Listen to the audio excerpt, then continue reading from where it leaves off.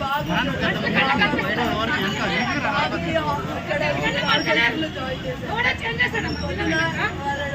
కూడా వెళ్ళనన్నాడు. ఉంటాను mummy, అక్కుంది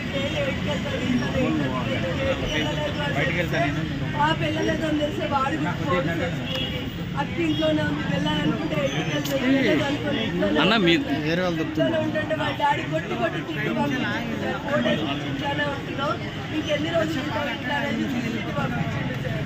4 days కూడా పాప కూడా ఇంట్లోనే ఉంటుంది. పాపకు హాఫ్ డే స్కూల్స్ ఉన్నాయని వెనస్డే థర్స్డే స్కూల్కి కూడా పంపించలేము. ఈరోజు కూడా మెసేజ్ వచ్చింది 18th నుంచి 23rd వరకు ఒలింపిక్స్ గేమ్స్ జరుగుతున్నాయి కేవీ స్కూల్లో. బాబు కొట్టంగా ఏడ్చిపోయిండు, తినలేదు, అసలు పాల్గొని రాలేదు అనేసి మేము పాపని బాక్స్ కూడా కట్టి పెట్టుకుంటాం. స్నానం చేసుకొని బయటకు వచ్చింటే బయటకు వస్తే సరిగ్గా స్నానం చేయలేము మమ్మీ, పోయి తిడితే మళ్ళీ వెళ్ళి స్నానం చేసుకుంటాం. సహస్రాలైనటువంటి అమ్మాయిని సుమారుగా 4వ ఫ్లోర్లో ఉన్నటువంటి పెంట్ హౌస్లో వెళ్ళి ఆ అమ్మాయిని ఘోరంగా చంపడం అనేది నిజంగా బాధాకరం. ఎందుకంటే తల్లిని కూడా చూస్తూ ఉన్నాం, తల్లి ఆవేదన చూస్తూ ఉన్నాం. నేను గవర్నమెంట్ కూడా అప్పీల్ చేస్తూ ఉన్నాను. ఇదే కాదు, పట్టాపగలు మియాపూర్లో పట్టాపగలు దొంగతనం జరగడం ఈ మధ్యలోనే. నిన్నాక మొన్న హౌసింగ్ బోర్డులో తల్వార్లు పట్టుకొని కత్తులు పట్టుకొని ఇంటి మీద దాడి చేస్తే కూడా పట్టించుకునే పాపాన లేదు.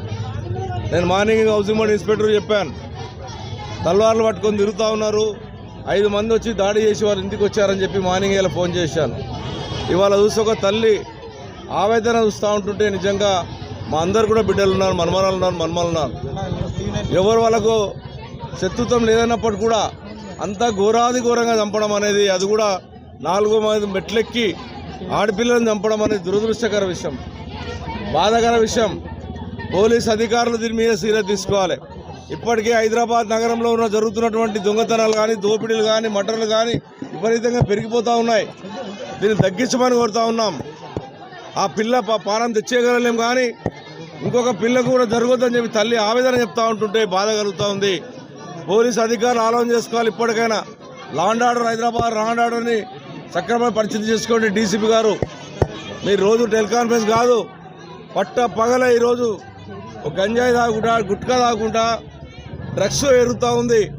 పిల్లలలో చాలా ఇబ్బంది పడుతున్నారు. పిల్లలు ఏం చేస్తారో అర్థమవుతలేదు. దీని మీద సీరియస్ యాక్షన్ తీసుకోవాలి ప్రభుత్వం. ఈ ప్రభుత్వం వచ్చిన తర్వాత ఎన్ని మర్డర్లు అవుతూ ఉన్నాయో, ఎన్ని మానభంగాలు అవుతూ ఉన్నాయో, ఎన్ని దొంగతనాలు అవుతూ ఉన్నాయో, ఏ రకంగా జరుగుతూ ఉన్నది ఇలా ప్రజలు గమనిస్తూ ఉన్నారు.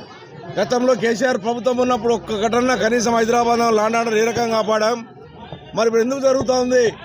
అదే పోలీసు వాళ్ళు ఉన్నారు, అదే అందరు ఉన్నారు, మరి ఎందుకు జరుగుతూ ఉంది ఒకసారి ఆలోచన చేసుకోవాలి పోలీసు అధికారులు.